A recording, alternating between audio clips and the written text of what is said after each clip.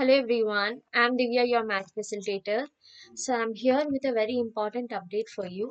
So there are few changes from last year board exam to this year board exam. So already ఇంతకుముందు మీకు inform చేసినట్టే grading system పోయి మీకు ఇప్పుడు marking system వచ్చింది కదా, అంటే ఇంతకు ముందున్న మార్కింగ్ సిస్టమే మళ్ళీ కంటిన్యూ అవుతుంది. ఇంటర్నల్ మార్క్స్ కూడా తీసేస్తాం అన్నప్పటికీ మళ్ళీ ఓకే, ఈ ఇయర్ కంటిన్యూ చేద్దామని డెసిషన్ అయితే తీసుకున్నారు కదా.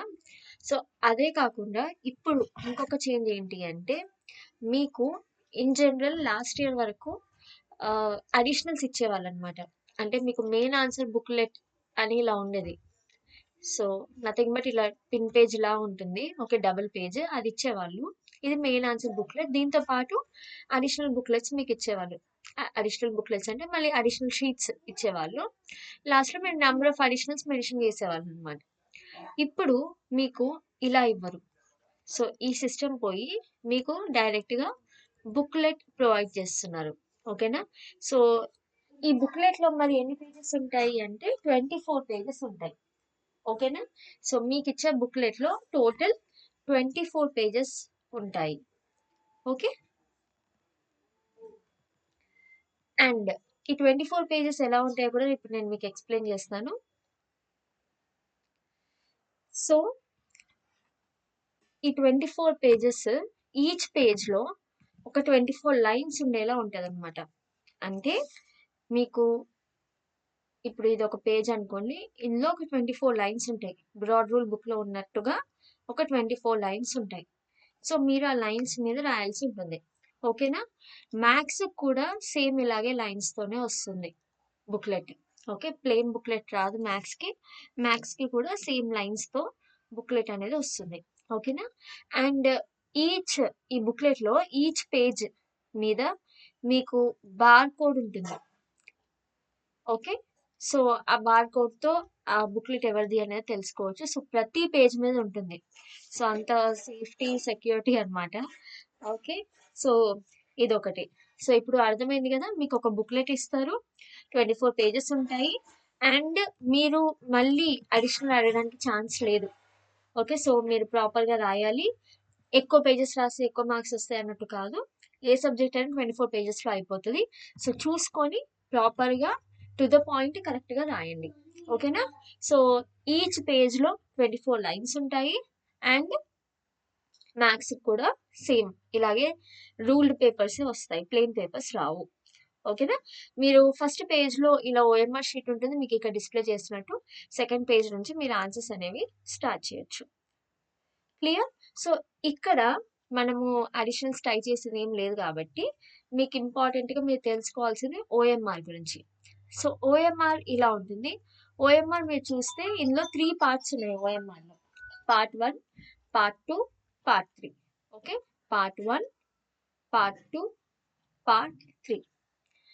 పార్ట్ 1లో మీరు ఆన్సర్ బుక్లెట్ నంబర్ ఒకటి ఫిల్ చేస్తారు. ఒక 3 డిజిట్ నంబర్ ఉంటుంది. సో ఈ నంబర్ మీరు మీ ఆన్సర్ బుక్లెట్ ఫస్ట్ పేజ్లో మీకు కనిపించేస్తుంది, లెఫ్ట్ సైడ్ ఉంటుంది, ఇక్కడ సైడ్. సో ఆ 3 డిజిట్ నంబర్ ఏదైతే ఉంటుందో అది ఇక్కడ ఫిల్ చేస్తారు ఇక్కడ. And same answer booklet number part 2లో కూడా ఉంటుంది, ఇక్కడ కూడా ఫిల్ చేస్తారు. ఓకే, సో మీ ఫస్ట్ పేజ్లో లెఫ్ట్ సైడ్ ఉండే మీ ఆన్సర్ బుక్లెట్ నంబర్ ఒక 3 డిజిట్ నంబర్ ఉంటుంది. ఆ 3 డిజిట్ నంబర్ ఇక్కడ ఒకసారి పార్ట్ 1లో ఒకసారి, పార్ట్ 2లో ఒకసారి ఫిల్ చేస్తారు. తర్వాత ఇక్కడ రూమ్ నంబర్ కనిపిస్తుంది కదా, సో ఈ రూమ్ నంబర్ ఫిల్ చేస్తారు.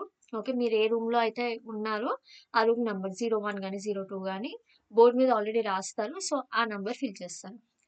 తర్వాత ఇక్కడ మీ ఫుల్ సిగ్నేచర్ చేస్తారు.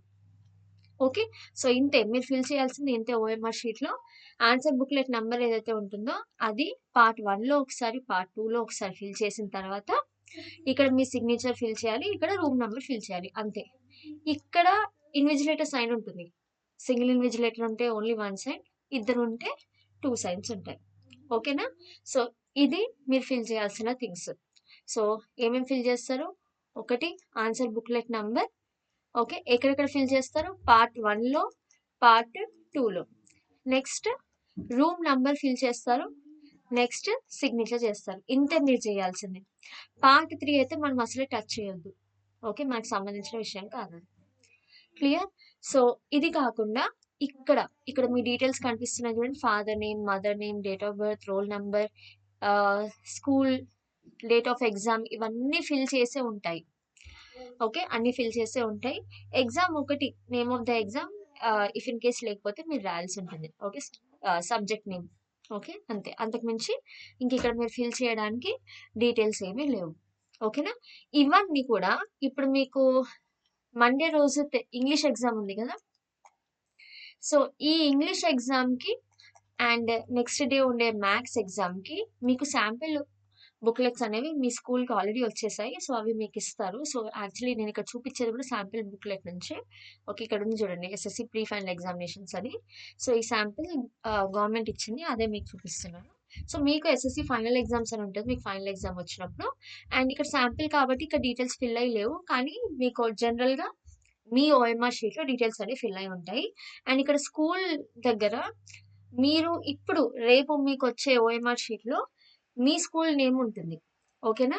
కానీ ఎగ్జామ్లో వచ్చేసి మీ ఎక్కడైతే సెంటర్ పడిందో ఆ స్కూల్ నేమ్ ఉంటుంది. క్లియరా? సో ఏదేమైనప్పటికీ ఈ డీటెయిల్స్ అన్ని ఆల్రెడీ ఫిల్ చేసి ఉంటాయి కాబట్టి మీరు టెన్షన్ పడాల్సిన అవసరం లేదు. కానీ ఆ డీటెయిల్స్ని క్రాస్ చెక్ చేసుకోవాల్సిన అవసరం ఉంది. సో రేపే మీరు క్రాస్ చెక్ చేసుకుంటారు. రేపు మీకు ఈ ఓఎంఆర్ వచ్చినప్పుడు క్రాస్ చెక్ చేసుకొని ఏదైనా చేంజెస్ ఉంటే మీ హెడ్ మాస్టర్ దృష్టికి తీసుకెళ్తే, సో మీకు మీ ఫాదర్ నేమ్ కానీ మదర్ నేమ్ కానీ ఏదైనా చేంజ్ కావాలి అంటే మీకు అక్కడ ఎంఆర్ఓ ఆఫీస్కి వచ్చి వాళ్ళు చేంజెస్ చేయడం జరుగుతుంది. ఓకే, సో మీరు ఫైనల్ వచ్చినప్పుడు మీకు కరెక్ట్ ఇన్ఫర్మేషన్ ఉండేలా చూసుకోండి. ఓకే, మ్యాక్సిమం మిస్టేక్స్ ఉండవు అండ్ ఒకసారి క్రాస్ చెక్ చేసుకోండి. క్లియర్? కానీ మీరు ఫిల్ చేయాల్సింది అయితే ఇదిగోండి ఈ 3 థింగ్సే: answer booklet number, part 1 part 2లో రోల్ నెంబర్ అండ్ మీ సైన్. ఇంతే. ఓకే, అండ్ నెక్స్ట్ పేజ్ నుంచి మీరు రాయడం మొదలు పెట్టచ్చు.